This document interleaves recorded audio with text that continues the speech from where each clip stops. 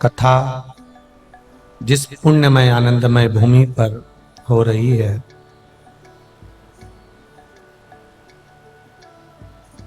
Uma public school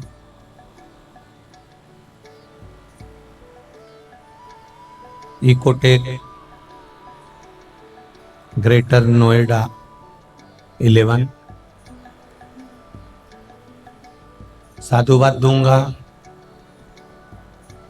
Sisodia परिवार को जिन्होंने इतनी सुंदर कथा का आयोजन इस पुनीत पावन उमा पब्लिक स्कूल के इस पावन प्रांगण में किया है।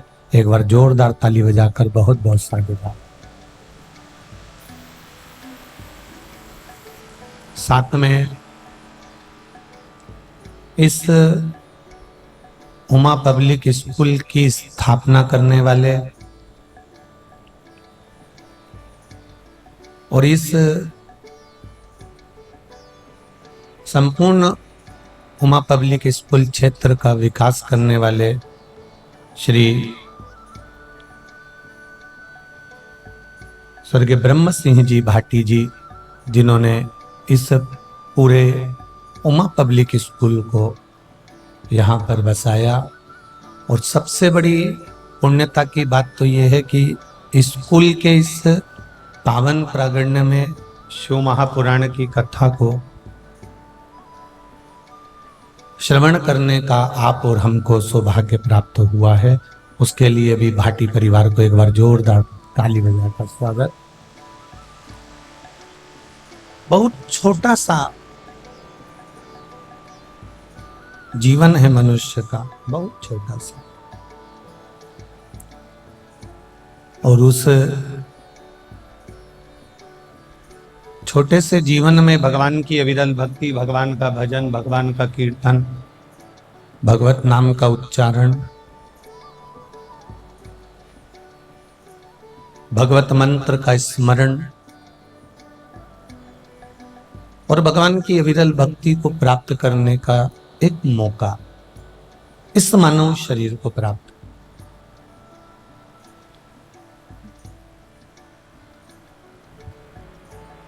तेरी कृपा बिना न हिले एक भी लेते हैं सांस तेरी कृपा से। प्रेशर बढ़ा कर रखो, प्रेशर। बखान क्या करूं मैं राखों के ढेर का, चपटी बबूत में खजाना कुबेर का। हे गंगधार मुक्ति द्वार ओमकार तू, भोले ओमकार आयो शरण दिया शमतार। भगवान को केवल तन के माध्यम से, शरीर के माध्यम से परमात्मा को नहीं पुकारना।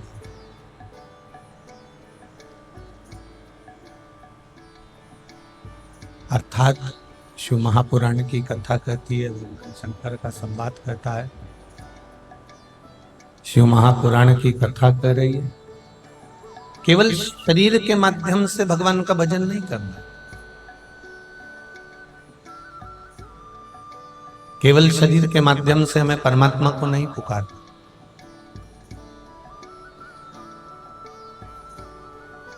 हमें परमात्मा का अगर भजन करना है तो भीतर से, अपनी चित्त वृत्ति से, अपने मन से, अपनी बुद्धि से और अपने इस हृदय से भगवान शिव की भक्ति को धारण कर।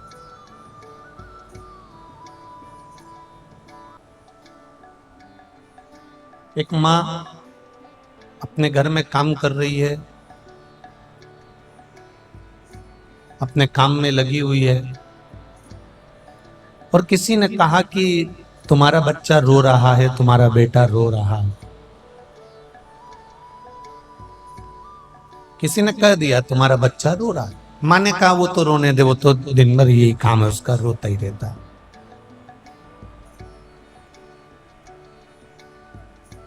फिर किसी ने आके कहा कि तुम्हारा बच्चा रो रहा है, तुम्हारा बच्चा रो रहा है। माँ ने फिर कहा वो तो रोता ही रहता है, उसके पास तो कोई काम नहीं है, अब उसको संभालूं कि मैं काम करूं? अब वो रो रहा है तो मैं गोदी में ज्यादा ले भी नहीं सकती, मुझे काम भी करना।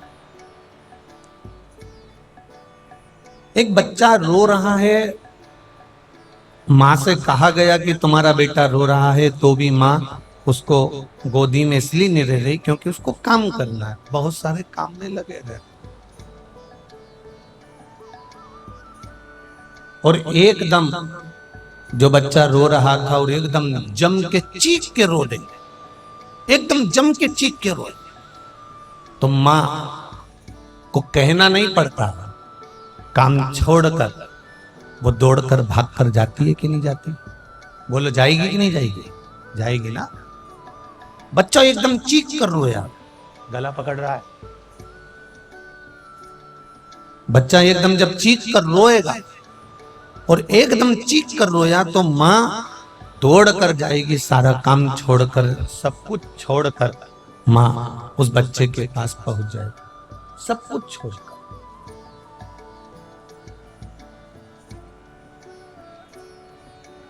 उसी तरह बच्चा पहले रोया, बच्चा रो रहा तो माँ ने ध्यान नहीं दी।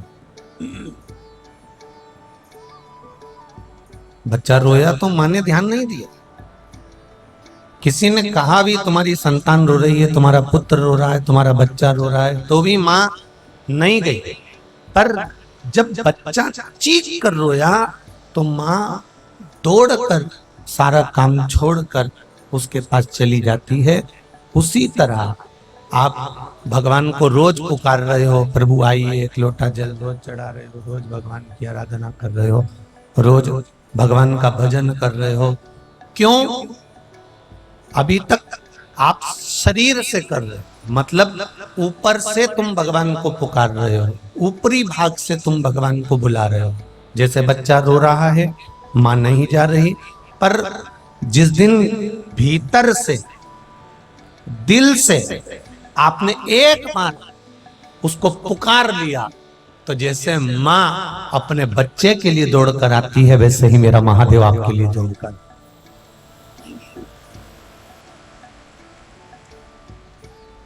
जैसे माँ अपने बच्चे के लिए दौड़ कर आती है, वैसे मेरा महादेव भी आपके लिए दौड़ कर आ।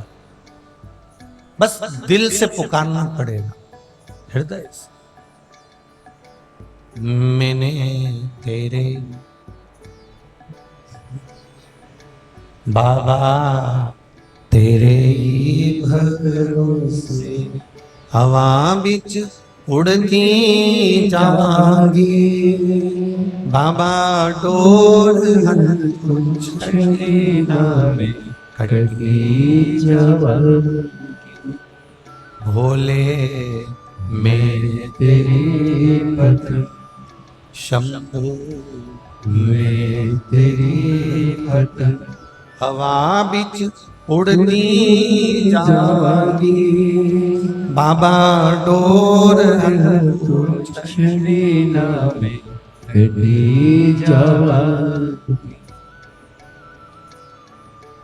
एक बार अगर हमने उसको दिल से पुकारा है, एक बार हमने उसको दिल से कहा है, एक बार हमने उसको निवेदन किया है, तो उसने आकर हमको संभाला। आप बस उसको दिल से पुकारना।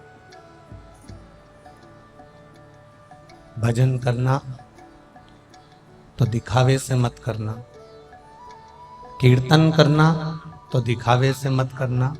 एक लोटा जल भी आप देवादिदेव महादेव को चढ़ाओ तो दिखावे से मत चढ़ाओ। आप अगर महादेव के मंदिर जा रहे हो, महादेव के पास में जा रहे हो, भजन करने जा रहे हो, तो दिखावे से नहीं जा।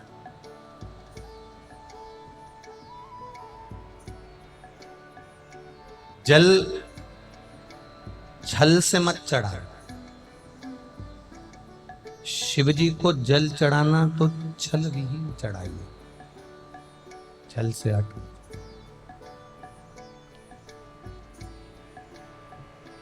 ऊपर से मेरे भोलेनाथ जी को ना पुकारिए,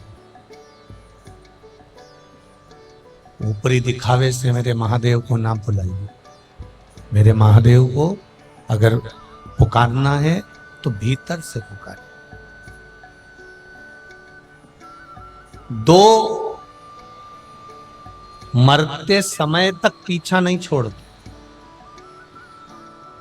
एक मनुष्य का दुख और एक महादेव की कृपा, ये दो मरते दम तक पीछा नहीं छोड़ते। दुनिया का कोई व्यक्ति आपसे आकर कह दे कि मेरे पास आकर बैठ जाना, तुमको दुख नहीं आने दूंगा, तकलीफ नहीं आने दूंगा, कष्ट नहीं आने दूंगा, बीमारी नहीं आने दूंगा, रोग नहीं आने दूंगा, तुम्हें कष्ट नहीं आने दूंगा, तो आप विश्वास मत मानना। इस व्यासपीठ ने कभी भी आपसे यह नहीं कहा कि आपकी जिंदगी में दुख नहीं आए। पूर्व में जो हम कर्म कर कर, अरे ये बढ़ाई है ना भाई अंदर से, पूर्व में जो हम कर्म कर कर आए हैं, पूर्व में जो हमने कर्म किया है उसका भोग हमको भोगना ही पड़ेगा।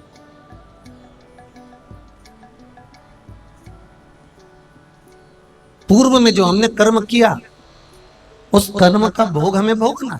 इसलिए ये ना सोचे कि दुख नहीं आएगा, दुख आएगा,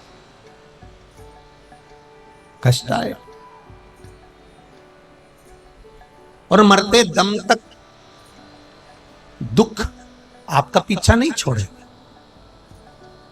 पर शिव महापुराण की कथा कहती है कि दुख भी आएगा, और उस दुख में अगर आपने भगवान का भजन कर लिया है, उस दुख में आपने महादेव को एक लोटा जल समर्पित कर दिया है, तो चिंता मत करना, दुख आया है तो महादेव भी जरूर आएगा, ये निश्चित था।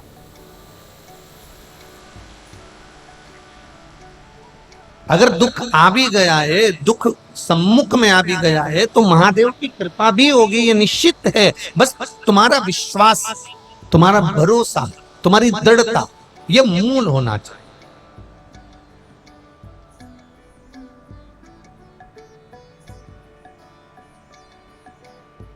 यहां पर कथा सुनने के लिए आप लोग इतनी इतनी दूर से आए हो, किस लिए आए?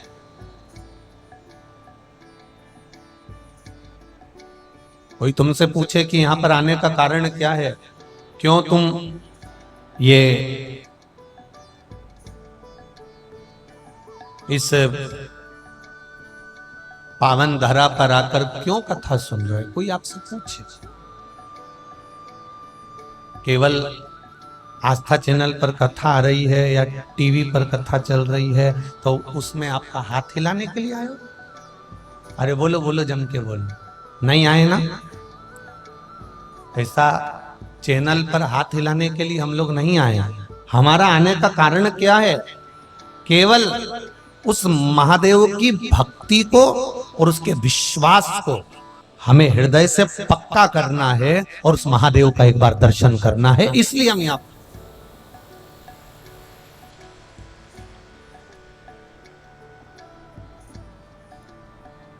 हमारा मूल उद्देश्य है शिव को प्राप्त करना, भगवान शंकर को प्राप्त।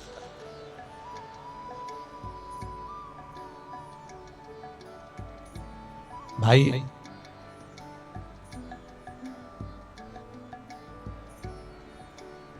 पहले के लोगों को दुख होता था, तकलीफ होती थी, कर्जा होता था, बहुत ज्यादा तकलीफ में जब पहले के लोग आ जाते थे तो मदिरा की दुकान पर चले जाते थे। बोलो सही है कि गलत है?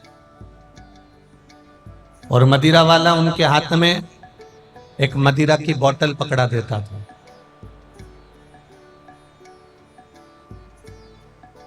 और कोई उनसे पूछता तुमने ये व्यसन क्यों करा, तुमने ये मदिरा क्यों पी, तुमने ये नशा क्यों करा? तो कि बड़ा दुखी हूं, बड़ा गम में हूं, बड़ा दुखी हूं, बड़ा गम में हूं। पहले थोड़ा सा दुख आता था, कर्जा हो जाता था, थोड़ी तकलीफ आती थी तो लोग मदिरा की दुकान जाते थे और बोतल पकड़ लेते थे। आज के जमाने में थोड़ा सा दुख आता है, थोड़ा सा कर्जा हो जाता है, थोड़ी सी तकलीफ हो जाती है, तो लोग शिव के मंदिर जाते हैं और लोटा पकड़ लेते हैं।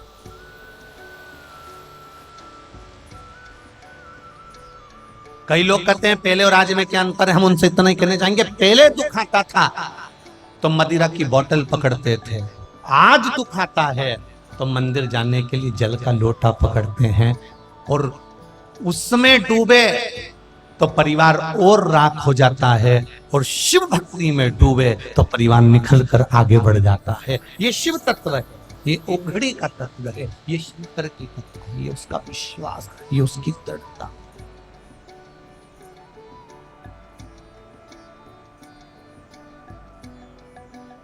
आएगा दुख, संसार में ऐसा कोई नहीं जन्मा जिसको दुख नहीं आया। और तुम्हारे पास ऐसा कोई व्यक्ति हो जो तुमसे कह दे कि तुम्हारे पास में दुख नहीं आएगा, मैं बैठा हूं और दुख नहीं आने दूंगा, तो फालतू की बात है, किसी के चक्कर में मत पड़ना, स्पष्ट बात कह रहे हैं।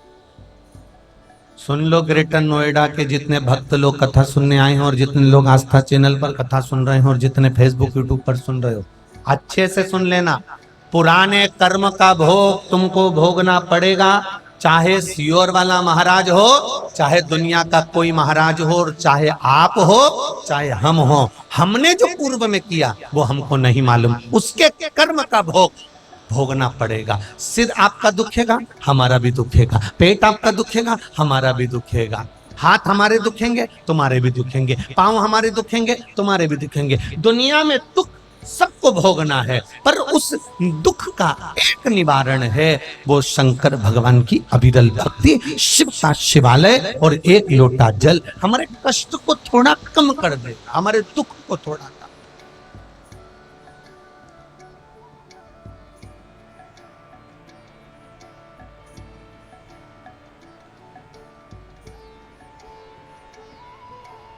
समस्या बहुत होगी, पर निवारण केवल एक मेरा महादेव हो, मेरा शिव, मेरा शरण।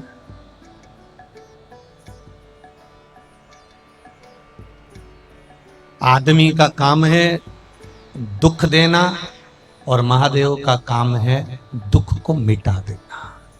ये महादेव का काम। आप बहुत अच्छी जिंदगी जीने लगोगे, बहुत खुश की जिंदगी जीने लगोगे, बहुत सुख की जिंदगी जीने लगोगे, तो लोगों को अच्छा नहीं लगेगा,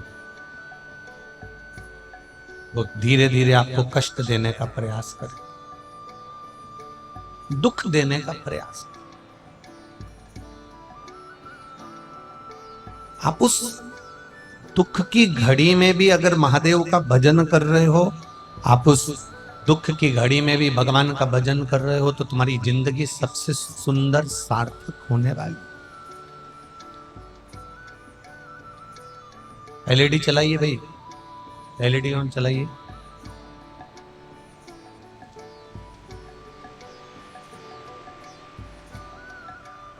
एलईडी नहीं चल रही है, क्यों? तो फिर लगाई काय को है? इतनी सारी एलईडी जो चल नहीं रही है। ना लगाते तो लोगों को मालूम ही नहीं पड़ता कि एलईडी लगी है, वो यहीं आनंद ले लेते। जब लगाई है तो उसके पिन जोड़िए, श्री शिवाय नमस्तुभ्यं।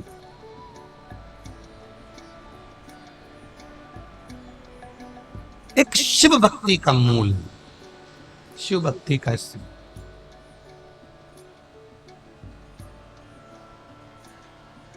शिव महापुराण की कथा कह रही है, भगवान शंकर का गुणगान कह रहा है, शिव तत्व कह रहा है। मनुष्य का काम है आपको दुख देना, मनुष्य का काम है आपको तकलीफ देना, संसार के लोगों का काम है किसी न किसी रूप में आपके चरणों को खींच कर नीचे लाना, पर उस महादेव का काम है आपने जिस हाथ से जल चढ़ाया है उस हाथ को पकड़कर आगे तक लेकर जाना, मंजिल तक पहुंच। ये मेरे महादेव का कार्य है, ये मेरे शिव का कार्य।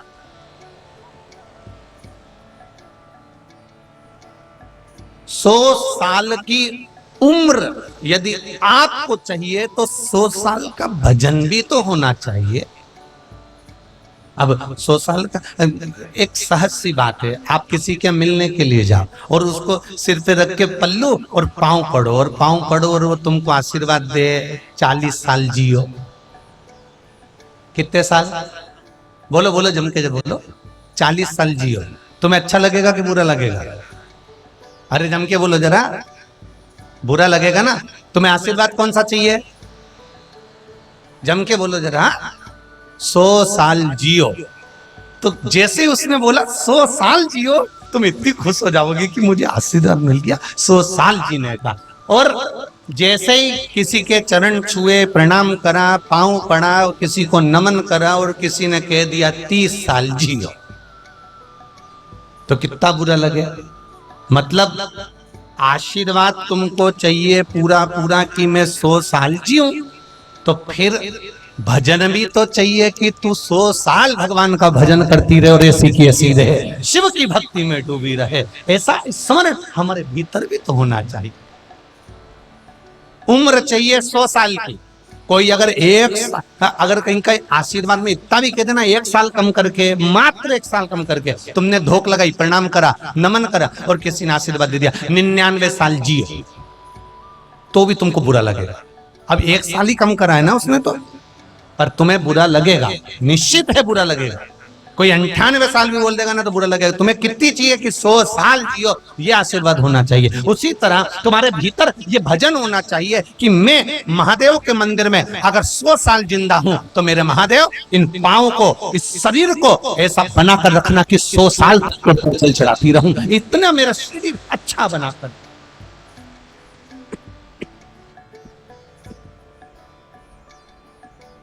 सौ साल तक मैं आपके मंदिर आती रहूं।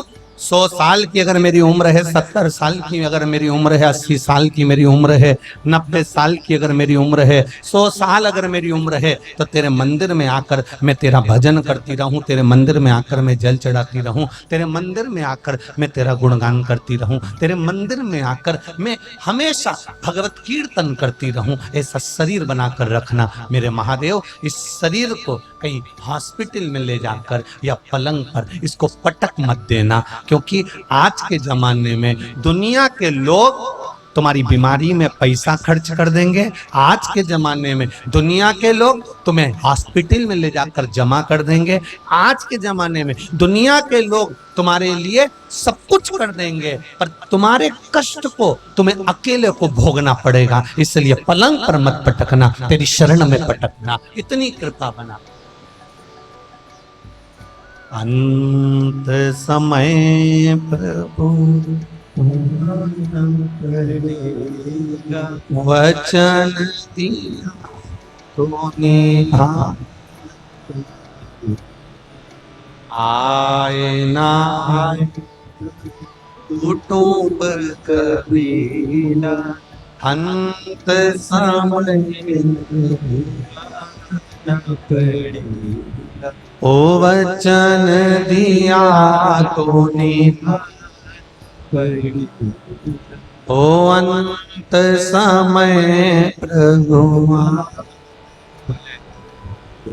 आपकी कृपा से मुझे मिले ये शरीर आपने दिया है तो संभाल लिया आपने। कोई दूसरा नहीं संभाल। कहा भगवान देवादिदेव महादेव ने, माता उमा तप कर रही है,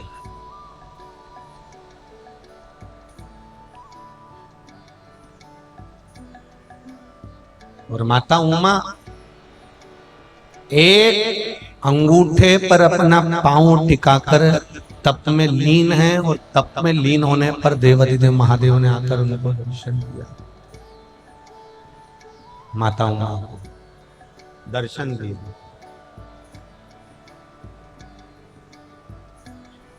और दर्शन दिया। माता उमा ने मांगा क्या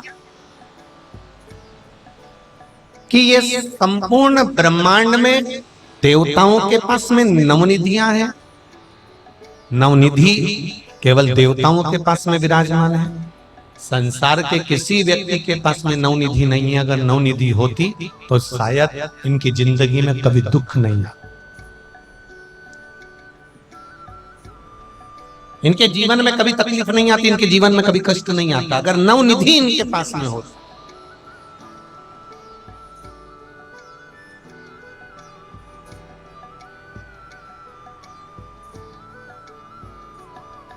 एक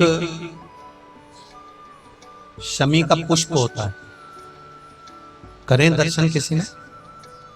किस किसने देखा है? देखा है आप लोगों ने? हल्का सा नीला कलर उसका होता है, करें दर्शन। शमी का पुष्प,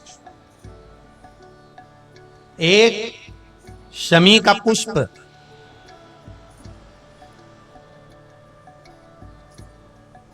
12 महीने की शिवरात्रि आती है। 12 महीने एक ठेला चलाने वाला, रोड पर बैठकर कपड़े बेचने वाला, ट्रेन में एक साधारण सा व्यक्ति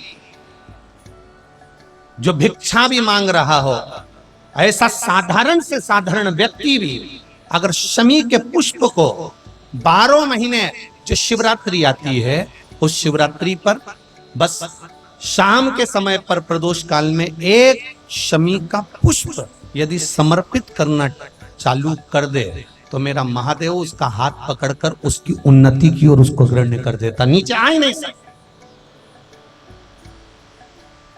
पंच पुष्पों का व्याख्यान हमारे यहाँ शिव महापुराण करती है। कितने पुष्प? जम के बोलो जरा ऐसा, पंच पुष्प। एक एक पुष्प की महत्वता आपके जीवन में होना चाहिए। कभी आपने विचार करा होगा कि भगवान कृष्ण जब रुक्मणी जी को लेकर आ रहे थे तो रुक्मणी जी के भाई की 5 चोटी भगवान कृष्ण ने क्यों कर दी? भागवत सुनिए सबने। तो भगवान कृष्ण ने रुक्मणी जी के भाई की रुक्मबाहु की ये 5 चोटियां क्यों कर दी? और आखिर 5 चोटी गला पड़ रहा है बेटा, इसको देखो जरा। 5 चोटी अगर भगवान ने रुक्मबाहु की, भगवान ने कृष्ण ने रुक्मणी जी के भाइयों की अगर 5 चोटी करी तो वो 5 चोटी करने के बाद मेरे भगवान फिर रुक्मणी जी को ले जाते शंकर भगवान की आराधना के लिए क्यों रुके? शिव की आराधना करने के लिए आखिर महादेव क्यों रुके और क्यों वहां पर पंच पुष्प समर्पित कर?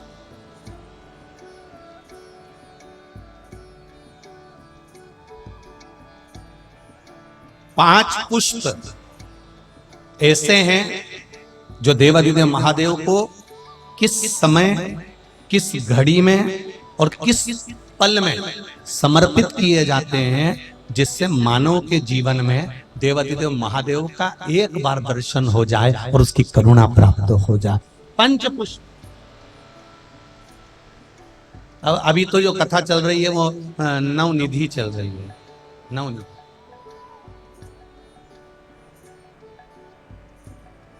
अभी जो कथा चल रही है ये नवनिधि शिव महापुराण की कथा चल रही है। आगे जो 5 दिन की कथा रहेगी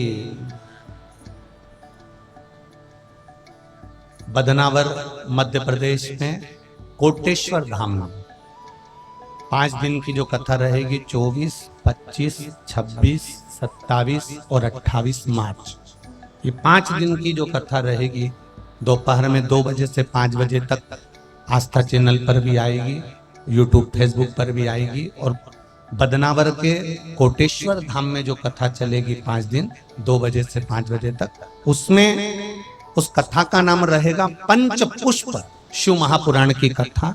एक एक फूल कौन सा महादेव को कब चढ़ाया जाए जिससे जिंदगी में कोई बड़ा रोग, कैंसर जैसा, लीवर जैसा, किडनी जैसा बड़ा रोग कभी जिंदगी में सम्मुख में ना आए, ऐसा कौन सा पुष्प शिव को चढ़ाया जाए कि जिंदगी में हमारे जीवन में जो दुख आया है वो कैसे कट जाए। उस पंच पुष्प को हम समझेंगे, वो 5 फूल हम समझ।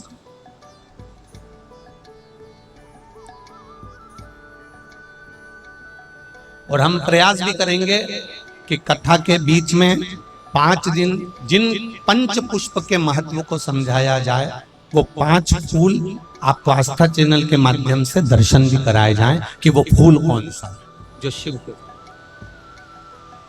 हम प्रयास करेंगे पूरा हो।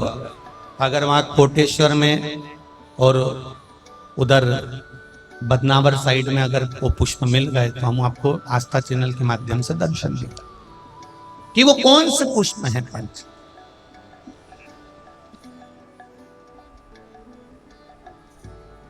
जिससे हमें महादेव की प्राप्ति हो। भोला सब दुख ओ भोला सब दुख का।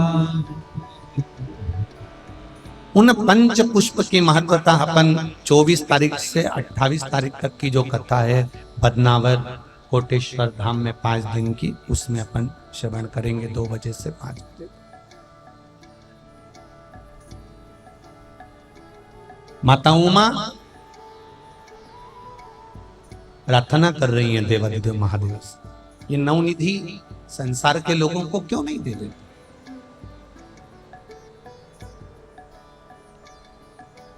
इनको देते क्यों नहीं?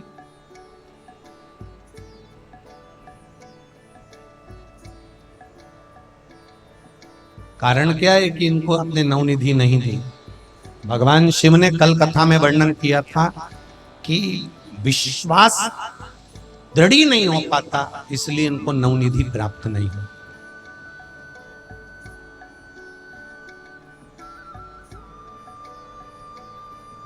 माता जी उमा भगवान महेश से बात करते करते करते करते करते करते भगवान महेश भगवान शिव ओझल हो जाते। उमा माता उनको ढूंढ रही है, माता पार्वती, माँ उमा, माँ सती, माँ कात्यायनी, माँ कुष्मांडा, माँ स्कंदा, माँ उमा के रूप में उनको ढूंढ रही है, पर माँ उनको ढूंढते ढूंढते देवाधिदेव महादेव को थक जाती हैं, नहीं मिलती। जब महादेव नहीं मिलते तब माता उमा स्थिर होकर अपने नैनों से जल बहाती रहती हैं, अपने नैनों से अश्रु बहा रही होती हैं, और अश्रु बहाते बहाते बहाते बहाते तभी उसी समय पर श्री तुमरुका जी का आगमन होता। उसी समय पर तुमरुका जी का आगमन। जब तुमरुका जी का आगमन हुआ, तुमरुका जी जब निकल के सम्मुख में आए, घोड़े का मुख लगाए, हाथ में वीणा है, एक हाथ में करताल है, और तुमरुका जी जपते जपते आ रहे हैं पंचाक्षर मंत्र।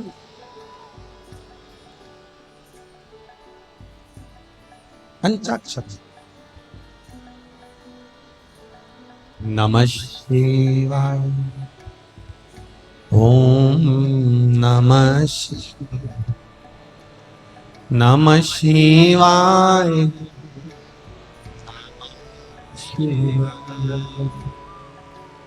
जपते जपते और पहुंचे माता उमा के पास। तुमरुका जी ने देखा आज मां आप आंखों से आंसू बहा रही हो, नैनों से जल बहा रही हो, आप रो रही हो। मां आपके रोने का कारण क्या है? क्यों रो रही हो आप? आपके रोने का कारण क्या है? जरा ध्यान से सुनना। ग्रेटर नोएडा के जितने भक्त लोग यहाँ आए हैं कथा सुनने के लिए, चूकना नहीं चाहिए कथा। तुम्हारी पड़ोसन कितनी भी बात करे, आप बहुत दूर से आए। ऑटो वाला भी सिटी में कम पैसे ले लेगा, पर इतनी दूर आने के कम से कम 500-600 रुपए लगते होंगे। ये मेरे हिसाब से बता रहा हूं। इतनी दूर से आए हो आप, समय बर्बाद मत करना, किसी के इधर उधर अपने कानों को मत जाने देना, बहुत ध्यान लगाकर सुनना। 7 दिन की शिव पुराण हाथ से नहीं निकलना चाहिए। नवनिधि शिव पुराण की कथा है, तो जितने लोग आस्था पर सुन रहे हैं, जितने फेसबुक पर सुन रहे हैं, यूट्यूब पर सुन रहे हैं, जितने यहाँ सुन रहे हैं, उनकी भी झोली में नवनिधि आना चाहिए। तो नवनिधि शिव पुराण चूके नहीं। ज्यादा धूप में बैठे हो, इधर गर्मी में बैठे हो, जगह नहीं मिल रही हो, तो गाड़ियों में जाकर बैठ जाओ। जहां जगह मिले उस जगह पर जाकर बैठो, छांव में बैठकर कथा का तत्व सुनो। पर भटके ना।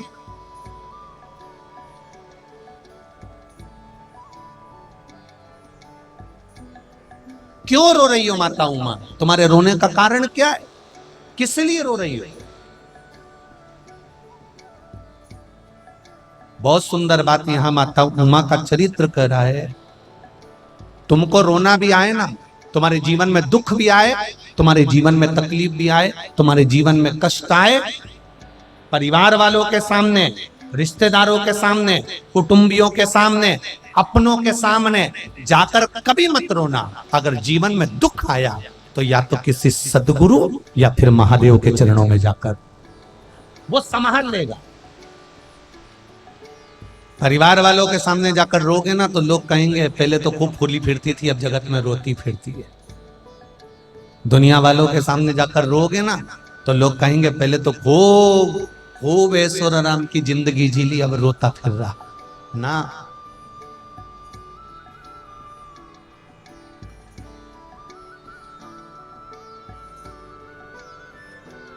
जो जिंदगी भर तुम्हारा पांव खींच खींच के तुमको नीचे लाते हैं, वही एक दिन अर्थी में बांध कर तुम्हें शमशान ले जाते हैं, कोई दूसरा नहीं ले जाता।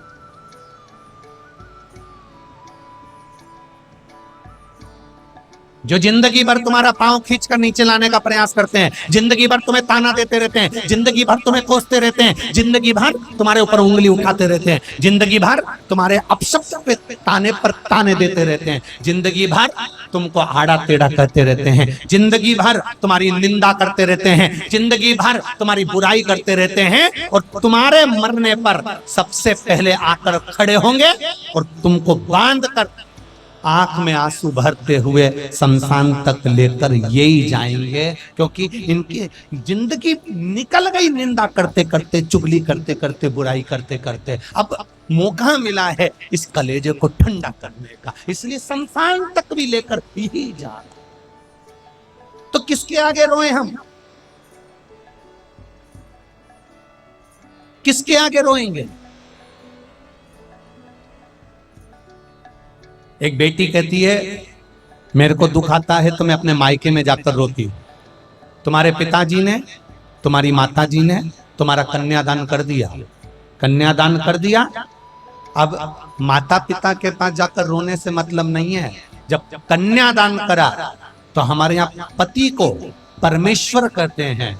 जिस समय पर फेरे डल रहे थे उस समय पर एक खंभ मंडप में लगा हुआ था जिसको मानक खंभ कहते हैं। वो खंभ कोई दूसरा नहीं होता, वो महादेव का प्रतीक होता है। उसके सामने फेरे डले हैं तो उसके सामने जाकर कहो, उससे जाकर कहो। जीवन में दुख आए तो उसके पास में जाकर बैठो, उसके चरणों में जाकर बैठो। मेरे बाबा दया करना, मैं तेरे मेरे शंभु दया करना,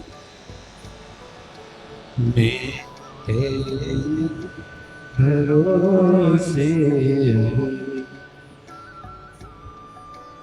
ना घर के भरोसे ना परिवार के भरोसे,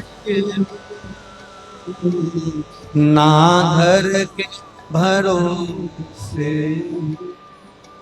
ना परिवार के भरोसे।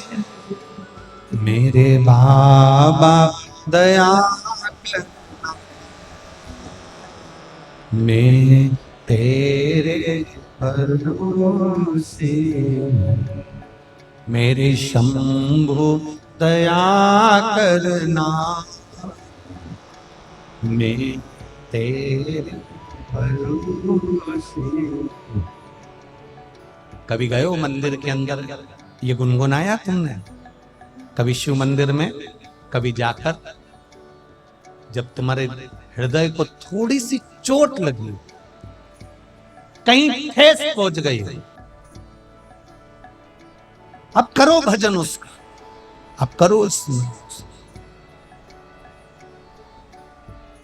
पीछा मत छोड़ना। वो बहन ने जब पेपर में पास नहीं हुआ, रिजल्ट नहीं निकल पाया, आखिरी में मन से हताश हो गई, पर बेटे ने कह दिया शिव का दरवाजा नहीं छोड़ेंगे, कहीं दूसरी जगह भटकेंगे नहीं। पकड़ कर रखा, विश्वास और दृढ़ हुआ, तो जो एक पेपर बचा था उसी में बाबा ने निकाल कर आगे कर। शिव तत्व परखेगा, परखने में पीछे नहीं हटे, परखे।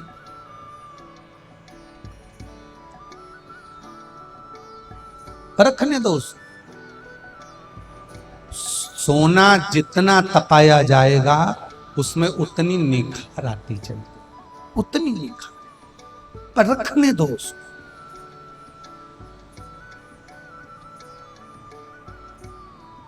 एक शमी का फूल हमारी जिंदगी को बदल सकता है, तो क्या एक लोटा जल हमारे जीवन को नहीं संवार सकता?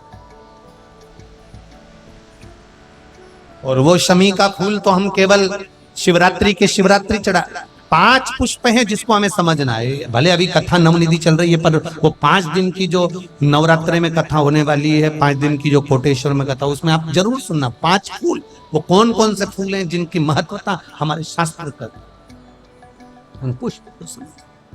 पंच पुष्प शुभापुरम। और जो 4 अप्रैल से 10 अप्रैल तक उज्जैन महाकाल की नगरी मां छिपरा की गोद में जो कथा होने वाली है 4 अप्रैल से 10 अप्रैल, वो विक्रमादित्य शिव महापुराण की कथा हो। उसका स्मरण, बाबा महाकाल राजा की नगरी, बाबा का दर्शन, मां छिपरा की गोद, हर सिद्धि का दर्शन, काल भैरव का दर्शन, 84 महादेव का दर्शन आनंद से करो और शिव तत्व को धारण करो। शिव भक्ति को देखिए, तुमरुका जी ने पूछ लिया आप क्यों रो रहे हो, आपके रोने का कारण क्या?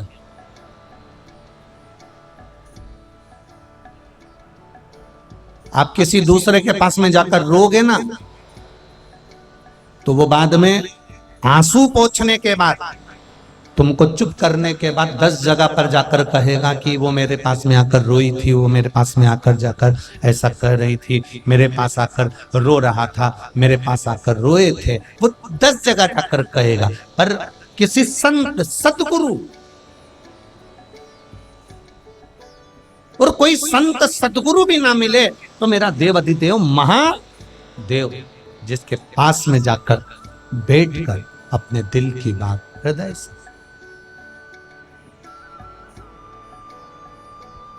कभी किसी शिव मंदिर में जब तुम्हारा दिल ना लगे, तब शंकर के मंदिर में जाकर बैठकर मेरे बाबा दया करना,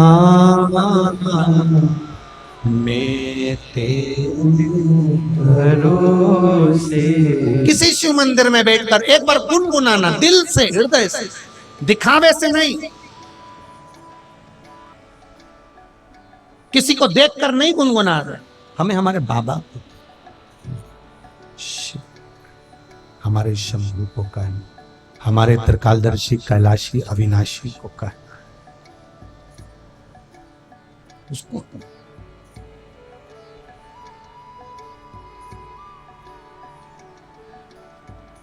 महाराज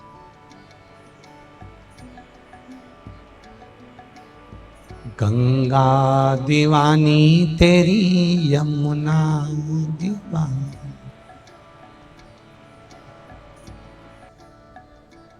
भगवान शिव के जो परम प्रिय हैं, भगवान शंकर के जो परम सेवक हैं, तुमरुका जी से मां उमा की बात हुई।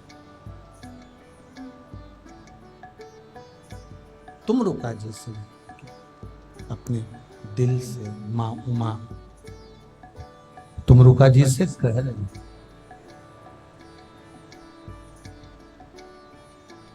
अपने दिल की बात माता उमा तुमरुका जी से कह। कभी कभी जब हृदय में कोई उलझन रहे तब एक लोटा जल जब आप देवाधिदेव महादेव को चढ़ाने के लिए जाएं, लगे बहुत सी उलझने हैं, बहुत उलझन, जल चढ़ाते समय तुम रूका जी के नाम का स्मरण करो। क्या नाम बोलोगे? बोलो बोलो, जम के बोलो। तुम रूका जी के नाम का स्मरण करना, और तुम रूका जी के नाम का स्मरण कर कर धीरे धीरे देवाधिदेव महादेव को जल समर्पित करना। बिल्कुल आराम आराम से, बिल्कुल धीरे धीरे, बिल्कुल धीरे धीरे जल देवाधिदेव महादेव को समर्पित कर।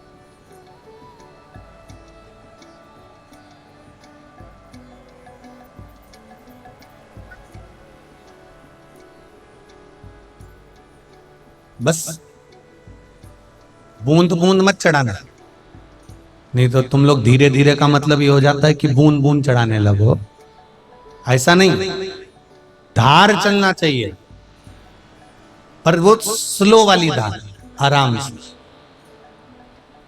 और धार चढ़ाते चढ़ाते धीरे धीरे जल की धार देवाधिदेव महादेव को चढ़ रही हो, और तुम रूका जी का या तुम रूकेश्वर महादेव का या तुम रूका जी का नाम या तुम रूका जी से अपने हृदय की बात गुरु मानकर, संत मानकर, साधु मानकर, तपस्वी मानकर, साधक मानकर, उपासक मानकर तुम रूका जी को आप जब धीरे धीरे जल की धार चढ़ाएं, शिव जी पर जल की धार चढ़ाएं, दिल से उससे अपने मन की बात कहते जाए।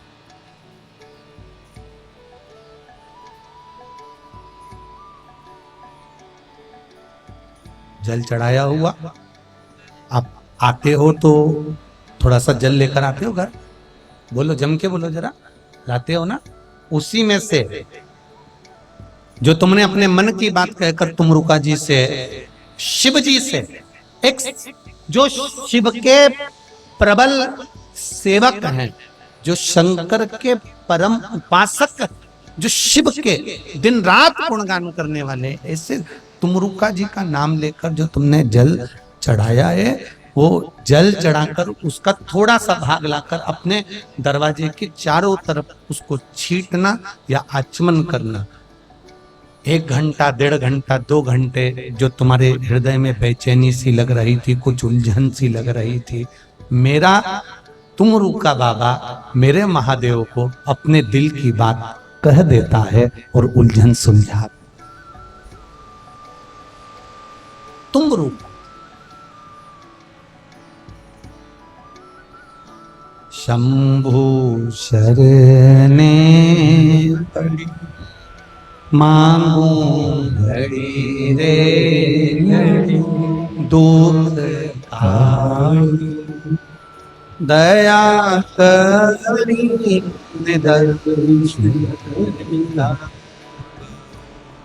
दया करी।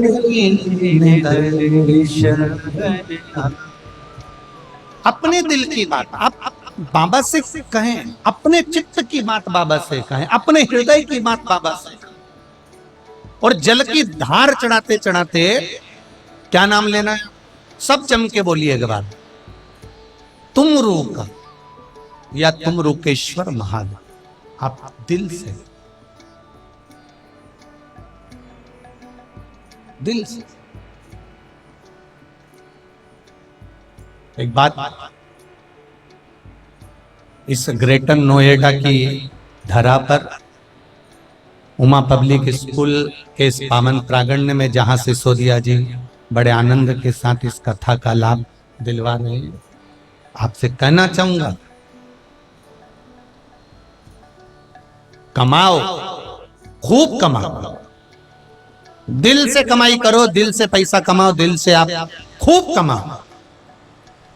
पर कमाने में इतने मत डूब जाना कि शरीर में कोई बीमारी उत्पन्न कर लो और मालूम पड़े जो तुमने कमाया है वो सब बीमारी में भरते चले जाओ। ऐसा मत कमाओ, कमाओ, खूब कमाओ। पर कमाई के साथ में थोड़ा थोड़ा भजन, कमाई के साथ में थोड़ा थोड़ा स्मरण, कमाई के साथ में थोड़ा थोड़ा मंत्र जाप, कमाई के साथ में थोड़ा थोड़ा नाम जाप जरूरी जरूरी। और आप जब देवाधिदेव महादेव से जुड़ जाओगे, आप शंकर भगवान से जुड़ जाओगे, आप भगवान शिव की भक्ति में लग जाओगे, तो आप स्वयं कमाओगे भी और भगवान का गुणगान गा। ये कथा कभी खाली नहीं जाता। आप शिव महापुराण की कथा सुनते सुनते बीच में 5 बार 7 बार श्री शिवाय नमस्तुभ्यम बोलने का मौका मिलता है, बाबा को अपने दिल की बात कहने का मौका मिलता है कि बाबा सब दुख काटो मेरे। ये ऐसे ही नहीं बोला जाता, दिल से कहते हो ना, 3 महीने में मालूम पड़ जाता है कि दुख कटा कि नहीं कटा। ये वो जानता। आप आस्था चैनल पर सुन रहे हो, आप फेसबुक यूट्यूब पर सुन रहे हो, आपकी मर्जी पड़े जहां बैठकर सुनो, पर दिल से कथा सुनना। 2 घंटे की कथा, 2.5 घंटे की कथा, 15 मिनट की भी कथा सुनो, 5 मिनट भी अगर शिव महापुराण की कथा तुम्हारे चैनल पर आ रही है, ढूंढ कर। कई माताएं तो लिखती है हमारा मन नहीं लगता अगर कथा नहीं आती है, तो हम तो पगले हो गए, बावरे हो गए, कथा नहीं आती तो चैन नहीं मिलता। ऐसा ये शिव तत्व तुम्हारे भीतर जागृत हो गया, शंकर तुम्हारे भीतर बैठ गया। तुमने अकेले पशुपति व्रत नहीं करा, एक एक माताओं ने 25-25 को बताया होगा कि पशुपति व्रत कर तेरा काम हो जाएगा। कर व्रत, कर पूजन, चढ़ा 1 लोटा जल, कर भगवान शिव का गुणगान, तेरी भक्ति तुझे परमात्मा से मिला कर रहेगी। ये विश्वास दृढ़। तुम रुका जी का नाम लेकर 1 लोटा जल जब हम शिव जी को चढ़ा रहे हैं, शंकर भगवान को तुम रुका जी का नाम लेकर जल की एक धार हम शिव जी को समर्पित कर रहे हैं, या किसी शंकर जी के मंदिर में, किसी शिवालय में तुम बैठ गए, 10-20 लोग आ गए आरती में, या जल चढ़ाते समय 10-15 लोग आ गए, आपने उसी समय पर गुणगान करना प्रारंभ कर दिया। श्री शिवाय नमस्तु, श्री शिवाय नमस्तुभ्यम, श्री शिवाय नमस्तुभ्यम, श्री शिवाय नमस्तुभ्यम, श्री शिवाय नमस्तु। जब सबके साथ मिलकर आप श्री शिवाय नमस्तुभ्यम का जाप कर रहे हो, स्मरण कर रहे हो, उसका जो प्रकाश होता है, उसका जो पुंज होता है, उसका जो सुख होता है, वह आपको फल प्रदान करने वाला होता है। यहाँ लाखों लोग एक साथ मंत्र का जाप करते हैं तो वो करोड़ों करोड़ों गुना हो जाता है, उसका फल भी हमें तुरंत प्राप्त हो जाता है जब वो करोड़ों गुना हो।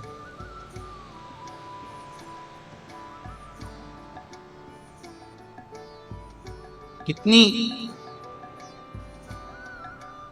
हम ये उमा पब्लिक के जो जिन्होंने इसका निर्माण करा, जिसने इसको स्थापित करा, श्री ब्रह्म कुमार सिंह जी भाटी जी को, वो भले इस मृत्यु लोक में नहीं देवलोक में है, पर उनको धन्यवाद।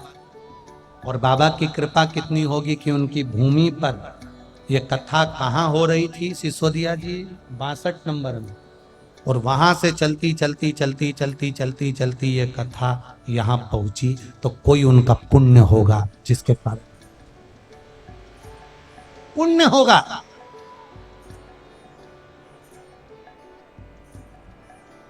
सहज नहीं है शिव भक्ति।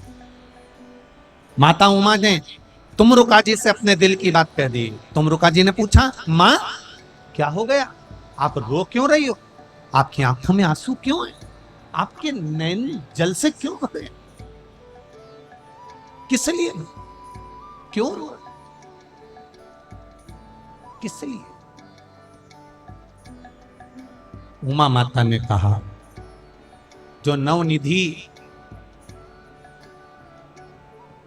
सुरेश महेश दिनेश ब्रह्मा जलदेव वायुदेव वरुण देव यमदेव, जिनके पास में नवनिधियां हैं, ये नवनिधि ये मृत्यु लोक के मनुष्य को नहीं देते।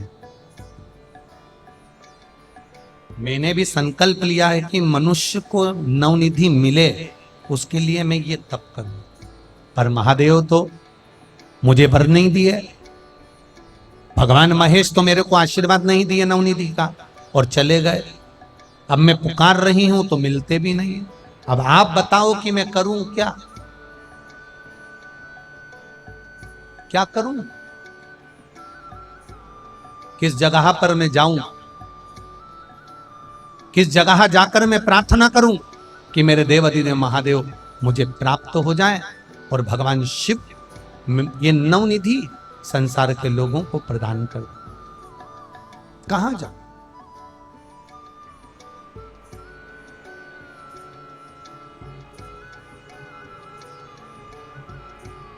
तुम रुका जी ने स्थान बताया। काशी से दक्षिण में गंगा बहकर निकल रही है। आप वहीं पर कुछ देर बैठकर शिव का गुणगान करोगे तो भगवान शंकर आकर वर जरूर देंगे। आएंगे, करो वहां पर गुणगान। माता उमा, देवाधिदेव महादेव का नाम लेकर तुमरुका जी से निवेदन कर कर, तुमरुका जी के शब्द सुनकर कोई ज्ञान देने वाला मिले, शिव भक्ति को प्रदान करने वाला मिले, शंकर भगवान खुद आकर आपको मार्ग नहीं बताते। शिव किसी को जन्म दे देते हैं पृथ्वी पर, जो आपको मार्ग बता देगा, उस पर चल लिए तो निकल भागे। वो आएगा, आएगा। मेरा महादेव नहीं आएगा, पर मेरे महादेव किसी ना किसी को भेज देगा और तुम्हारा मार्ग बता देगा।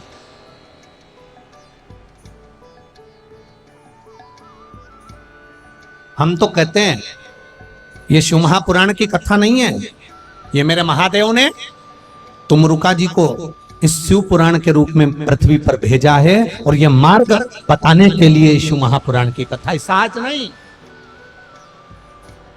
उसको समझने वाला चाहिए, एक एक शब्द को जिसने समझ लिया, एक एक शब्द को, एक एक शब्द।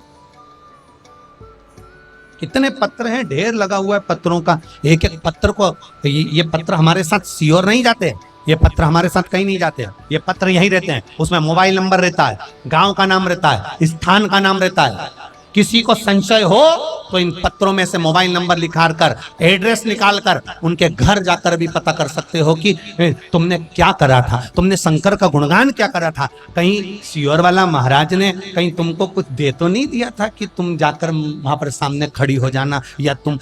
और हमको तो किसी का भाग्य लिखना भी नहीं आता कि हम किसी कागज पर लिखकर आपका भाग्य बता दें कि तुम क्या करने वाले हो और कहां से आए, हमको नहीं आता।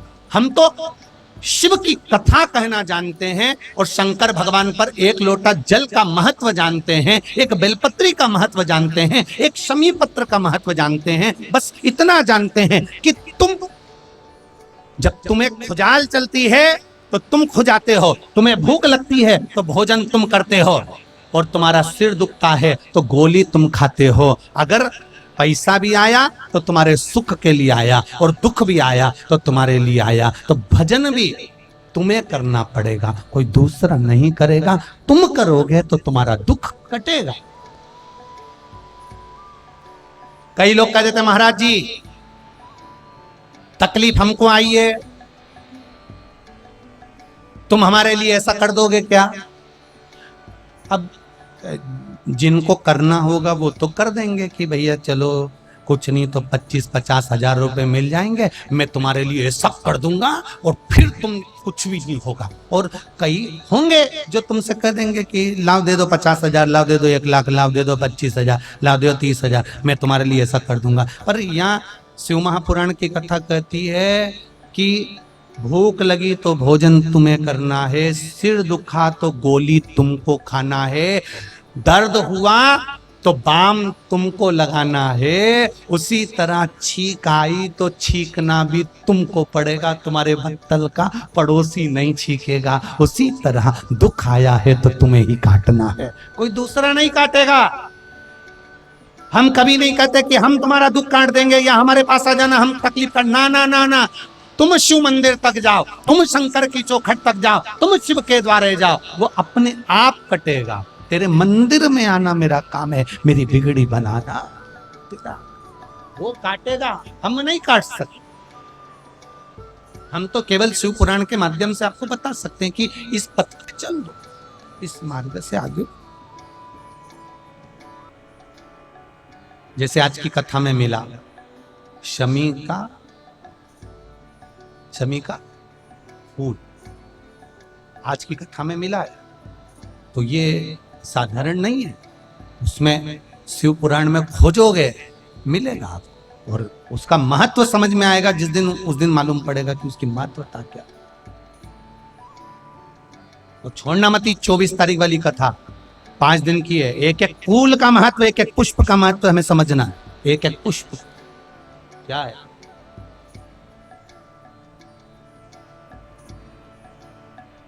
शिव तत्व को जानने का शिव तत्व पहुंच गए, और मां तुरंत उसी समय पर पहुंची, उसी समय पर। आज माता उमा काशी से कुछ दूरी पर एक स्थान पर बैठकर शिवलिंग का निर्माण कर जब आराधना में डूबी तो गंगा मैया वहां पर आकर खड़ी हो गई। गंगा जी ने जो माता उमा को देखा तो पूछ लिया, मां उमा आप यहां?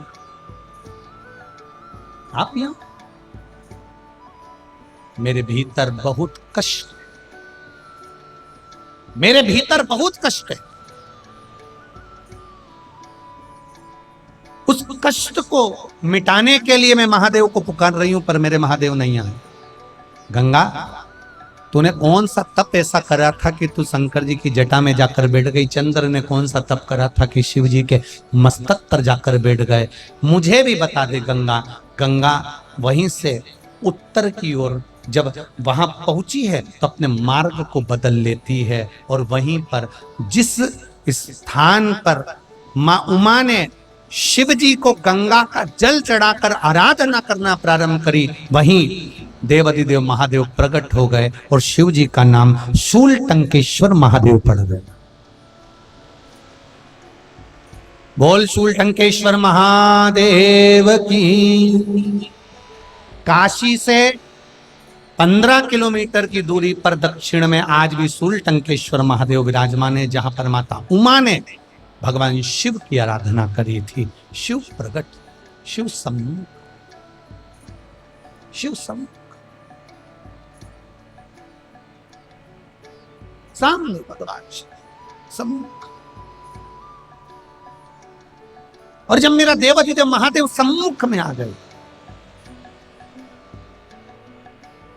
जब मेरा बाबा सामने आया, कहा मांगो। उमा कहती हैं, प्रभु मैंने पहले भी आपकी तप साधना करी, आपका भजन करा, आपका कीर्तन करा, आपका मंत्र जाप करा, पर आपने मुझे वर नहीं दिया। आप उस समय पर भी चले गए, आज मुझे वर दे दीजिए। क्या वर चाहिए? बस मृत्यु लोक में रहने वाले मनुष्य को 9 निधियां प्राप्त हो, ऐसा वर दे दीजिए। उन 9 निधि मृत्यु लोक में जितने मनुष्य हैं उनको मिल जाए, बस ये वर चाहिए। शंकर भगवान कहते हैं, उमा तू कुछ अच्छा नहीं मांग, कुछ तो ठीक नहीं मांग। उमा ने कहा, प्रभु सर्वे भवन्तु सुखिनः, सबके हित का ही तो मैंने मांगा है, सबके लिए ही तो मैंने मांगा, सबके हित। जब मैं सबके हित का मांग रही हूं तो फिर उसमें गलत क्या है? गलत क्या है?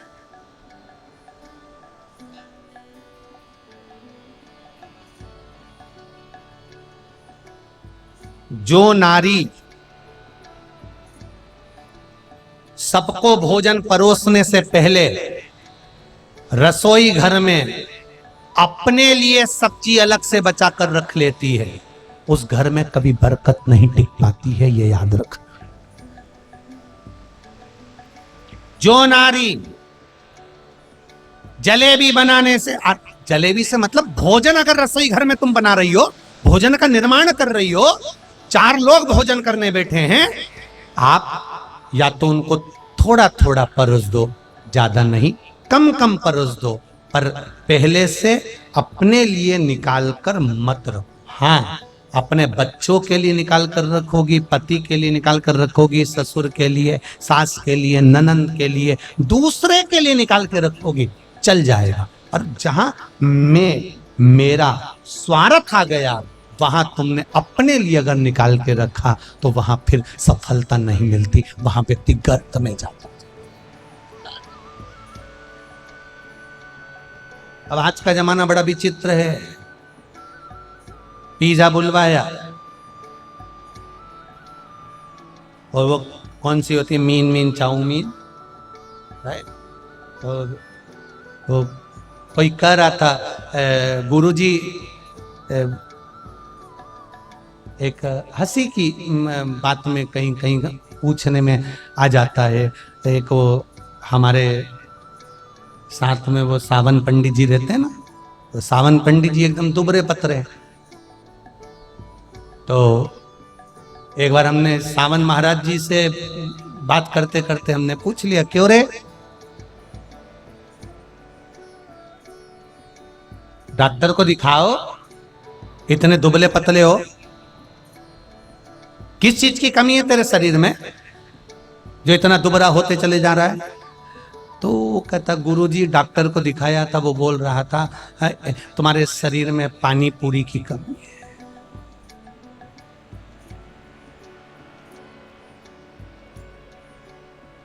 तो जब हंसी की बात आ जाती है तो हम कह देते हैं बात ही बात में कि देखो, अपने लिए नहीं, अपने बच्चों के लिए अगर संभाल के रखा कोई बात नहीं, अपने पति के लिए या किसी, हम तो पतियों से भी कहेंगे, पत्नी के लिए तुमने रखा कोई बात, अपने लिए भोजन बनाते समय, भोजन का निर्माण करते समय, संजोते समय अपने लिए नहीं रखा। एक बहुत बड़ी बात कहना चाहेंगे, कई बार हमारे भी रिश्तेदार हमसे मिलने के लिए आते हैं, तो हमसे कहते हैं, भैया, ए भैया, तुम्हारे चाचा जी बड़े बीमार हैं, उनके लिए कोई ऐसा उपाय बता दो ना, तुम सबको बताते हो, हमारे चाचा जी के लिए नहीं बता सकते? हम उनसे एक ही बात कहते हैं, शिव पुराण कहती है, खुद के लिए बचा कर रखा होता तो कब के नरक में गिर गए होते। जो है शिव पुराण का वो सबके लिए है।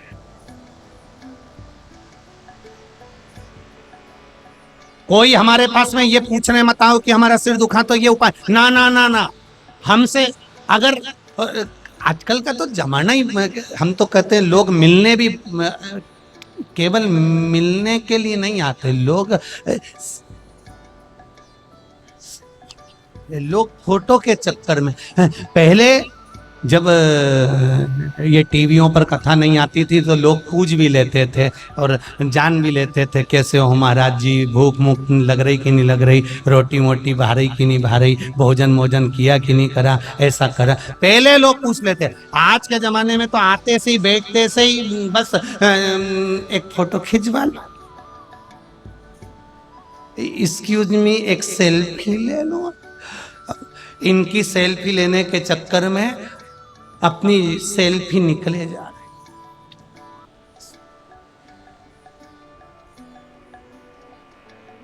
अब ईमानदारी से बोलो, अभी गोवर्धन जी गए थे, गिरिराज जी की परिक्रमा में बेड़ई मिलती है, बोलते जाओ बोलते जाओ, कचौड़ी मिलती है, बोलते जाओ, पेड़ा मिलता है, एक से बढ़कर एक, कितनी ब्रज में दुकानें मिलती है, चाट की ने, इसकी ने, उसकी ने, उसकी, सब खाते रहे और अपन बस देखते हुए निकल जा, क्योंकि तुम चाट की दुकान पे रुके।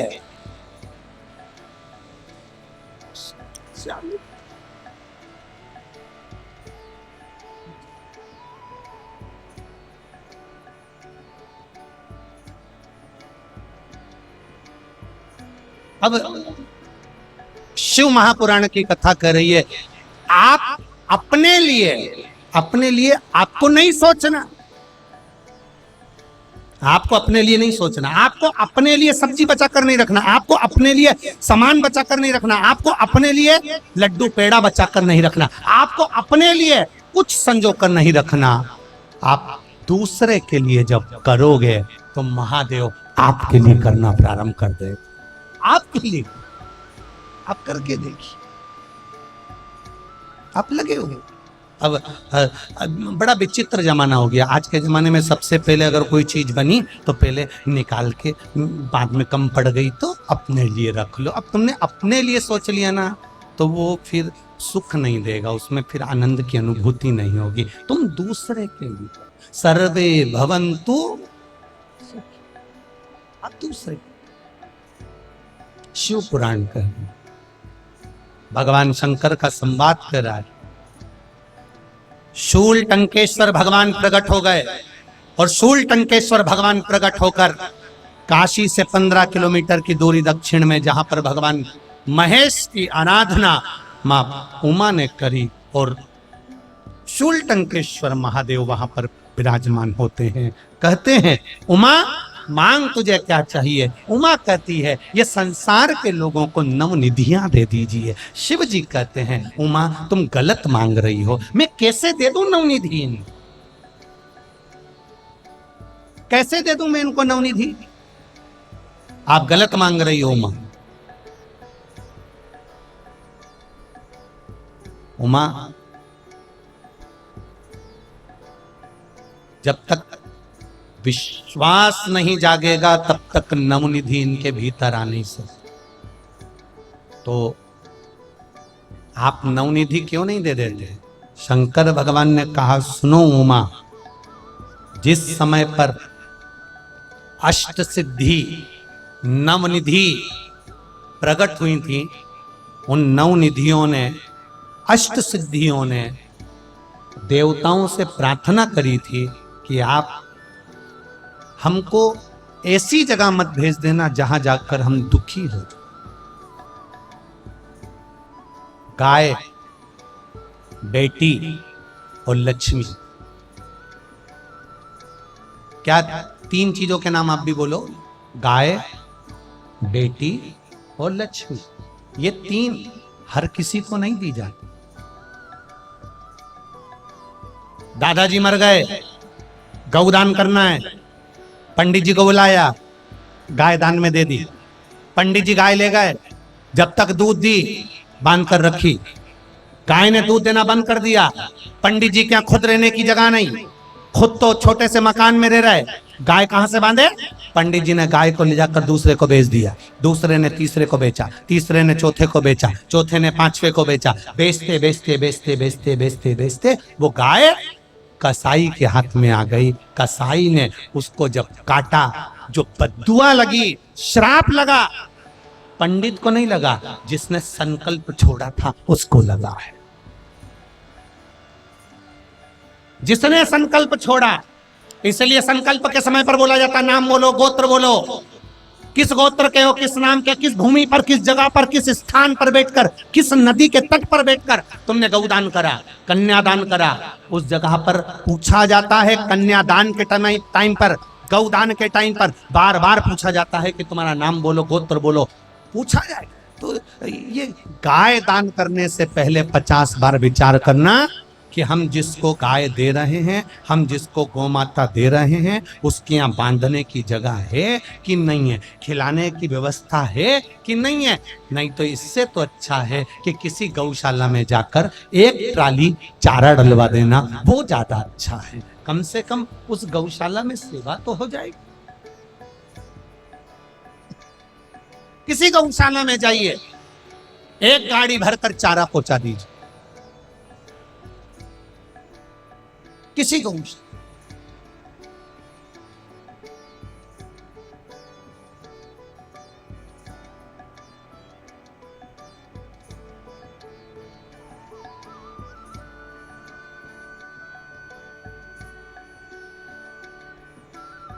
आपको लग रहा है कि ये गौशाला में चारा नहीं है, आपको लग रहा है गौशाला में पानी की टंकी नहीं है? टंकी। गाय भी तो आएगी 10,000, 12,000, 15,000 की। वो 10-15,000 का पानी की व्यवस्था गौ माता के लिए करो, चारे की व्यवस्था गौ माता के लिए।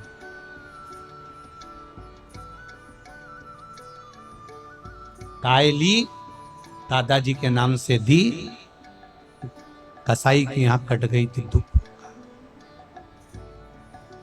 बेटी, कन्यादान करने से पहले 50 बार विचार करना कि इस बेटी को तुम किसको दे रहे हो।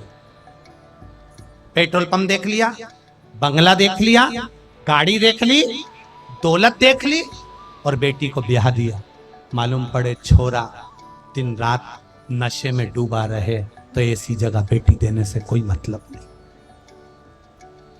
कोई मतलब नहीं। ऐसी जगह बेटी देने से कोई मतलब नहीं है। लड़का नशे में डूबा हुआ है, लड़का कहीं ना कहीं मित्र दोस्त में रात रात भर जाता फिर रहा है, और तुम्हारी बेटी को एक मीठा वो पेट्रोल पंप, वो गाड़ी, वो बंगला किस काम है तुम्हारा? वो किस काम है?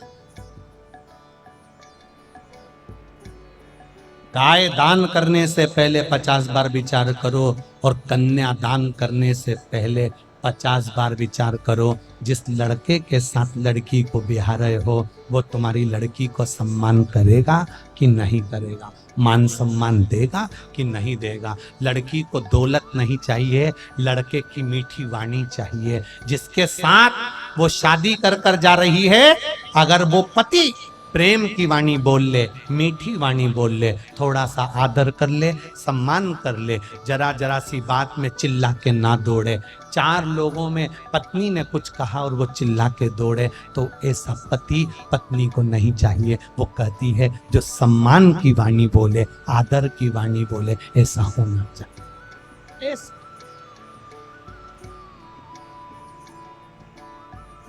गाय देने से पहले 50 बार विचार करो, बेटी देने से पहले 50 बार विचार करो, और लक्ष्मी पैसा देने से पहले 50 बार विचार करो कि पैसा सही जगह दे रहे हो कि नहीं दे रहे। किसी ऐसे ये दिल्ली में जरा घूमो, चौराहे चौराहे पर कांच बजाते हैं, बोलो देखे कि नहीं देखे तुमने? कांच बजाते गाड़ी का, भैया देना, बजा बजा कर वो दरवाजे पर खड़े होके तुमसे 2 रुपया, 10 रुपया, 50 रुपया लेकर चले जाते हैं। वो बच्चे छोटे छोटे दरवाजा बजा बजा कर 50 रुपए ले जाते, 10 रुपए ले जाते। भिक्षुक, ऐसे भिखारी के कटोरे में पैसा मत देना। जो भिखारी तुम्हारे पैसे को ले जाकर रात्रि को वेश्यावृत्ति में लगा दे, जुए में लगा दे या मदिरा में लगा दे, ऐसे को पैसा ना देना। ऐसे को धन देने की जरूरत नहीं है। जो शाम को जाकर मैखाने में लगा दे, शाम को जाकर मदिरा की दुकान में लगा दे, शाम को जाकर नशे में लगा दे, ऐसी जगह पैसा देने की जरूरत नहीं। तुम्हारा धन, तुम्हारी बेटी और तुम्हारे दरवाजे की गाय अच्छी जगह पर जाती है तो दान करने वाला भी 4 चौगुना बढ़ता चले जा।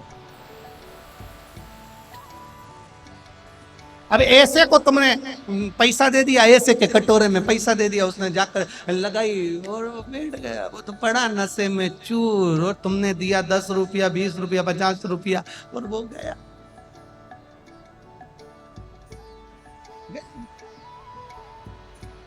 ट्रेन के अंदर छोटे छोटे बच्चे आते हैं, अपना कपड़ा उतारते हैं, झाड़ू लगाने लगते हैं, तुम्हें दया आ जाती है, तुम उसने अपना शर्ट उतारा, पोछा लगाया ट्रेन में, तुमने 10-20 रुपए दे दिए, 5 रुपए, 1 रुपया तुमने उसको दे दिया। वो अगले स्टेशन पर उतरा, कोई सामान लाया, रुमाल में लिया, सूंघ सूंघ के एक दिन कहीं मर गया। उसके मरने में, उसके नशे में मरने में 1 रुपया तुम्हारा भी लगा है, इसलिए तुम्हें भी मरते समय तड़प तड़प के मरना पड़ता है। देने से पहले विचार करो कि रुपया कहां जा रहा है। बेटी को देने से पहले विचार करो कि किस जगह पर बेटी को दे रहे हो। गौ माता को देने से पहले विचार करो कि गाय किसको दे रहे हो। गाय, बेटी और लक्ष्मी 50 बार विचार करना, तब किसी को देना। ऐसे हर जगह पर, आड़ी टेढ़ी जगह पर लक्ष्मी को कटोरे में ऐसी जगह मत देना कि वो मदिरा में लगा दे, जुए में लगा दे, मांसाहार में लगा दे, वेश्यावृत्ति में लगा दे। ऐसी जगह ना दीजिए। जाकर देखो सही जगह है कि नहीं है। हम तो आपको भी कहते हैं अगर कुबेरेश्वर धाम के लिए आपने कुछ दिया है, सीहोर गौशाला के लिए कुछ दिया है, वृद्धाश्रम के लिए कुछ दिया है, सीहोर के मंदिर निर्माण के लिए कुछ दिया है, तो पहले आपने दिया है तो एक बार मौका मिले तो कुबेरेश्वर धाम आकर देखो कि वो तुम्हारा दिया गया 1 रुपया सही जगह लग रहा है कि नहीं लग रहा। सही जगह वो लग रहा है कि नहीं लग रहा, वहां आकर देखो एक बार कि तुमने जो 1 रुपया लगाया, मां 10-10 हजार, 5-5 हजार, 20-20 हजार लोग रोज प्रतिदिन के भोजन करते हैं, तो भोजन में लग रहा कि नहीं लग रहा, गौ माता चारा खा रही कि नहीं खा रही, पानी पी रही कि नहीं पी रही, तुम्हारा पैसा दिया तो मंदिर निर्माण में लग रहा कि नहीं लग रहा। आकर तो देखो एक बार, देने से पहले विचार करिए कि किस जगह दे रहे हो। नहीं तो आज के जमाने में लोगों ने केवल धर्म को धंधा बनाने का प्रयास करा है और बर्बाद करने का प्रयास करा है। वहां बचना है हमको, उससे बचना है हमको।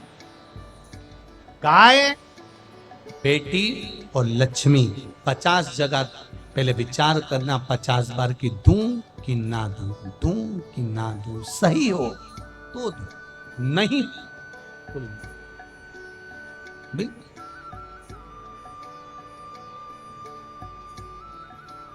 ये कल कोई कह रहा था, गुरुजी यहां पर बहुत सारे रुद्राक्ष मिल रहे हैं, कोई कह रहा है सीहोर का है, कोई कहता है कुबेरेश्वर धाम का है। इस व्यासपीठ से पहले भी कहा, आज फिर कह रहा है, सीहोर कुबेरेश्वर धाम का रुद्राक्ष कुबेरेश्वर धाम से बाहर कभी नहीं जाता, कुबेरेश्वर धाम से ही मिलता है, निशुल्क मिलता है, उसकी कोई कीमत नहीं होती। बस कंकर शंकर की धरा से लेकर जाओगे तो तुम्हारे को उसका असर मालूम पड़ेगा कि वो, नहीं तो ऐसे तो हमारे सीहोर में भी बहुत लोग बांटते फिरेंगे कि ये सीहोर का रुद्राक्ष है, तुम जाकर बैठ जाओ, सीहोर स्टेशन पे चले जाओ, सीहोर के बस स्टैंड चले जाना, कहीं तो आसपास में चले जाना, तुम्हारे इंदौर आदि कहीं जहां जाओगे। आजकल तो जगह जगह जहां कथा होती है, और कथाकारों ने भी विचार करा कि कथा हो रही है तो अपन यहां पर भी रुद्राक्ष बांट दो, दुनिया में मिलेगा, दुनिया में बिकेगा, दुनिया में बटेगा। पर जो बाबा के धाम का रुद्राक्ष है, हम उसकी 100% गारंटी ले सकते हैं कि वो तुम्हारे पर सीधा काम कर सकता है। ताकि हम विश्वास, मेरा रुद्राक्ष मेरे बाबा के चरणों का जो अश्रु का आनंद है वो साधारण। आप नवनिधि सबको दे दीजिए, ना ना ना, शिव जी कहते हैं देवता नहीं दे सकते। नवनिधि अष्ट सिद्धि जब प्रकट हुई तो इन्होंने वर मांगा था कि हमें कोई देवता किसी को नहीं दे सकते, ये हमें वर दीजिए। सारे देवताओं ने नवनिधि को वर दिया है, ये किसी को नहीं दे सकते।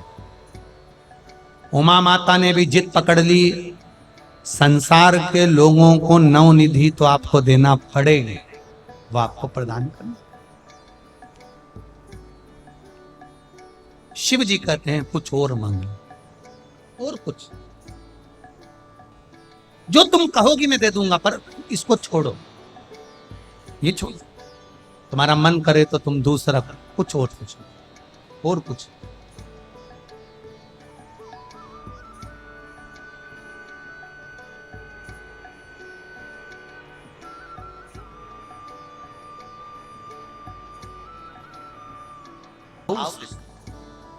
मां उमा देवाधिदेव महादेव से प्रार्थना कर रही है।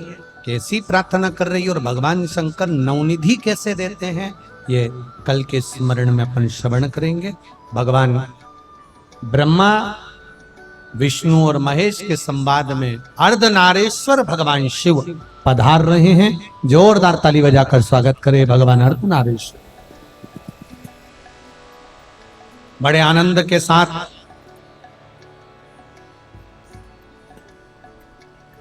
ये सुंदर शिव महापुराण की कथा नवनिधि चल रही है। भाव भक्ति से आज कथा का 2 दिवस यहाँ पूर्ण हुआ है।